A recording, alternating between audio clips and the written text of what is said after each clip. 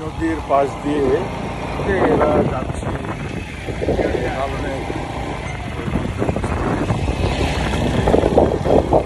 ভাই খন্দকার ভাই উনি যাচ্ছে।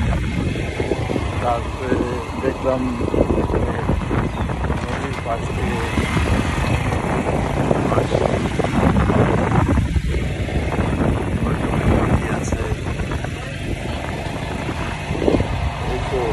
সুন্দর কুষ্টিয়া